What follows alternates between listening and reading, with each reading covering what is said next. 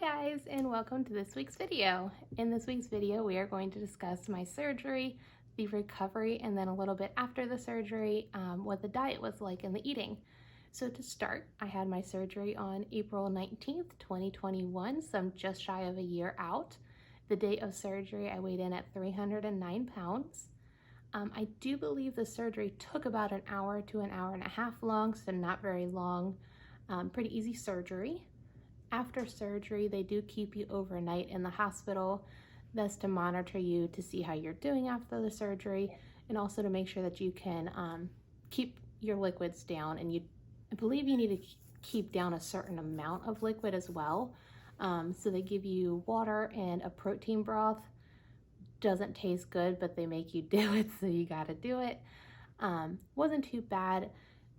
For me, it was about every 2 hours they would come in and check my vitals and give me more pain medicine, which as soon as I got that pain medicine, I was knocked out until the next time they came around and checked my vitals.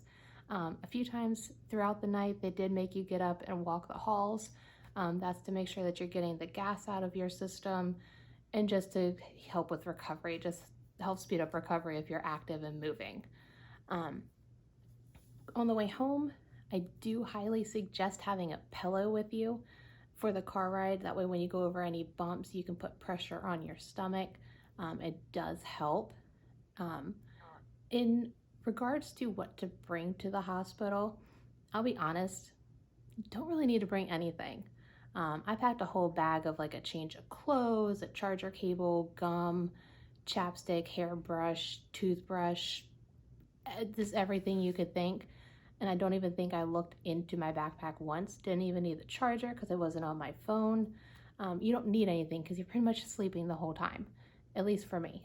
Because like I said, they did keep me pretty drugged up with those pain medicine.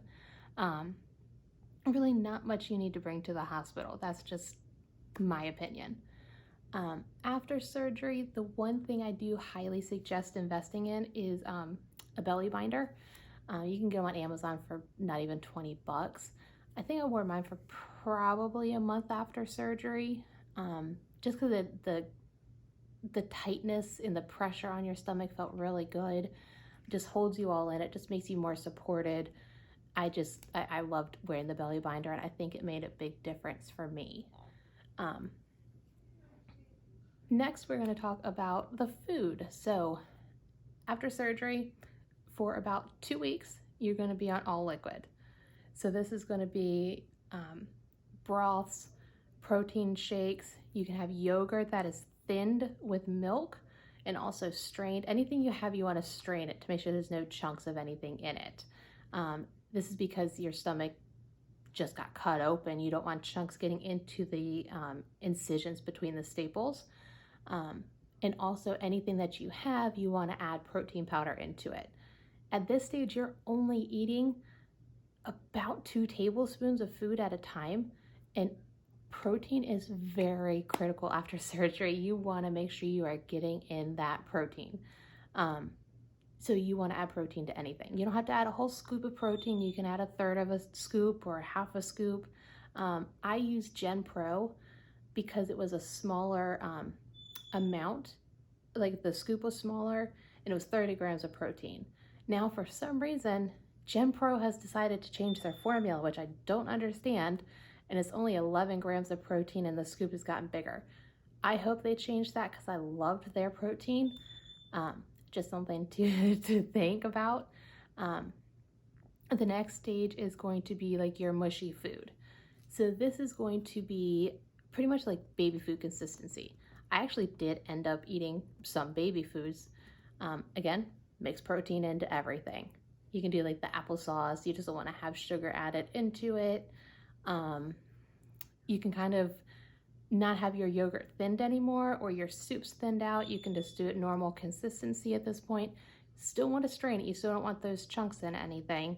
You can do sugar-free jello, sugar-free puddings. Those are good options to have sweetness. Unfortunately for me, this was a struggle because artificial sweetener does not go well with me even before surgery, so that kind of sucks. I really didn't have too much option for something sweet except for fruit, which was like the baby food, which, you know, isn't the end of the world, but it is what it is.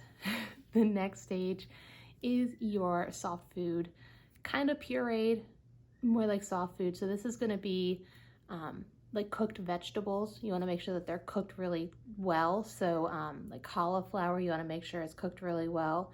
I probably wouldn't do broccoli at this stage just because of like the little florets. I kind of be hesitant of those getting in my stomach still. Carrots, as long as it's cooked really well. Any type of vegetable, eat nothing raw. You can't have anything raw at this stage. At this point, you are eating about 4 tablespoons of food, so you're getting it, you're starting to increase it. You can also have like tuna or chicken mixed with some mayonnaise. You want to make sure it's moist so it's not dry in your stomach. You can have oatmeal, you can have scrambled eggs, anything like that. You just want to make sure nothing is too dry or too sticky. It's just think of what's easy to digest on your stomach. Next, you're kind of just going into normal food. You're not going to jump into like steak. You still want to be careful with what you're eating. You don't want to be anything crazy. You can't have raw vegetables yet. That's not until about 3 months out. At least for me, they told me no raw vegetables like salad, anything like that until 3 months out.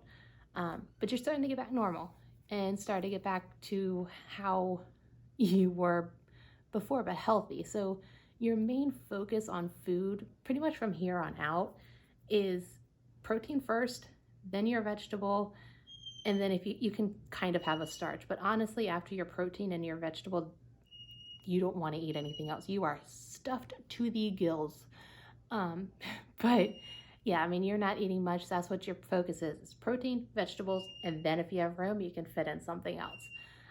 Even today, I am a year post-op and I don't even eat a cup of food at a time. So yeah, you have a tiny tummy now. This is going to be your norm. So that is everything for this video. At this stage, just after my soft food, before I even really started the general diet, I ended up getting really sick. So I want to discuss that a little bit more in detail in its own full video of what happened there, because that was quite an ordeal and very hard. But I want to discuss that with you as well, again, to see all sides of the surgery. That is not just these golden rainbows, but like I said in my very first video, even with all of this hardship and this hard, trying time that I'm going to talk to you about, I would do it again. Call me crazy, I would do it again. But yeah, I'll talk about that more in my next video. So I would hope that you will like and comment, and yeah, just comment below, and I hope you'll stick around. Thank you.